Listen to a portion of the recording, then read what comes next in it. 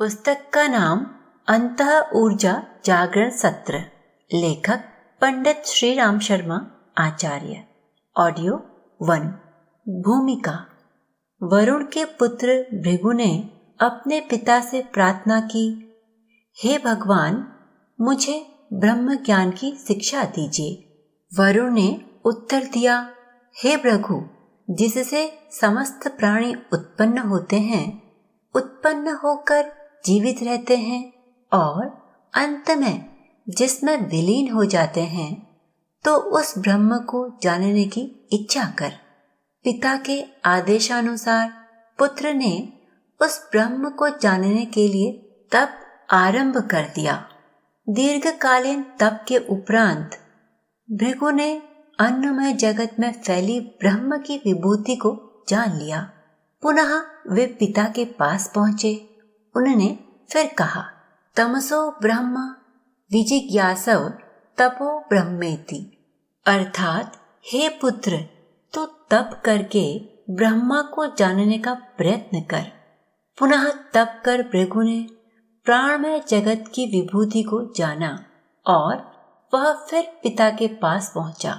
क्रमशः उस क्रम में तप करते हुए उसने मनोमय, विज्ञानमय और अंत में आनंदमय जगत की विभूति को जान लिया। तैत्तिरीयोपनिषद की तृतीय वल्ली का 5वां मंत्र कहता है, उस भृगु ने जाना कि आनंद ही ब्रह्म है। आनंद से ही सभी प्राणी उत्पन्न होते हैं। पंच कोशों के जागरण की प्रक्रिया को उस कथनाक के माध्यम से समझा जा सकता है। पंचमुखी गायत्री की साधना पंच कोशों के जागरण की साधना है। गायत्री साधना ऐसा परमार्थ भरा तप है जो हमारे व्यक्तिगत और सामाजिक जीवन को सुख, शांति और समृद्धि से भर देता है। अंतः ऊर्जा जागरण की साधना प्रकारांतर से पंच कोशों के जागरण की उच्च स्तरीय गायत्री साधना है। इसमें अन्नमय कोश का परिष्कार विशेष हविष्यान्न का आहार करता है, तो सोहम साधना एवं प्राणायाम प्राणमय कोश की जागृति की प्रक्रिया संपन्न करती है। त्राटक साधना मनोमय कोश की जागृति हेतु सहायक बनती है। आत्मबोध तत्वबोध की साधना से विज्ञानमय कोश जागृत होता है। स्वाध्याय पूज्यवर की अमृतवाणी उसको और पोषण देते हैं। नाद योग की साधना से आनंदमय कोश जागृत होता है। तप के साथ ध्यान एवं जप में गहराई से इसमें और मदद मिलती है। प्राण प्रत्यावर्तन की ही तरह अंतः ऊर्जा जागरण साधना का साधक के व्यक्तित्व के परिष्कार एवं उच्च स्तरीय साधनात्मक उत्कर्ष के निमित्त निर्धारण किया गया है। यदि ये साधनाएं सही ढंग से की जाएं, हर प्रक्रिया में पूरा मन लगाकर भाव विह्वल होकर यह क्रम संपन्न हो, तो 5 दिन में आध्यात्मिक कायाकल्प जैसी अनुभूति होती है। अंतः ऊर्जा जागरण साधना सत्र दिनचर्या। प्रातः काल 3:45 से 4:50 जागरण आत्मबोध प्रार्थना। 4 से 5 नित्य कर्म व्यायाम। 5 से 5:10 शिथिलीकरण। 5:10 से 5:25 उज्जयी प्राणायाम।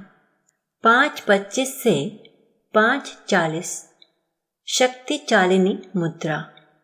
5:40 से 5:50 प्राण संचार प्राणायाम।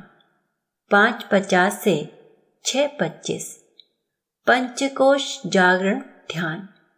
6:25 से 8 अखंड दीप दर्शन हवन प्रज्ञापे। 8 से 8:15 अनुलोम विलोम प्राणायाम। 8:15 से 9 मंत्र जप। 9 से 9:30 नाद योग ओंकार ध्यान। 9:30 से 10-15 अमृतवाणी आत्मसमीक्षा। मध्याह्न 10-15 से 1 भोजन प्रसाद विश्राम स्वाध्याय।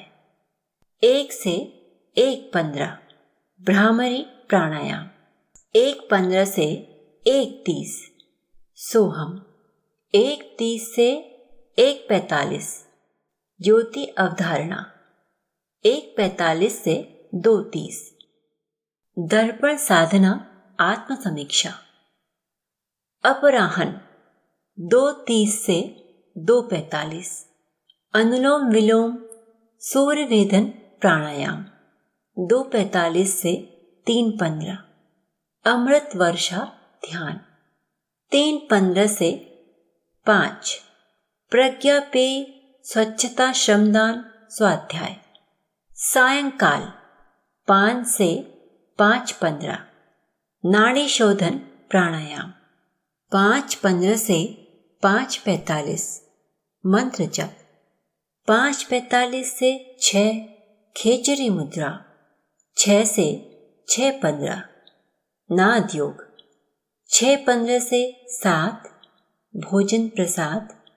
7 से 7:15 सहजलयबद्ध श्वास प्रश्वास।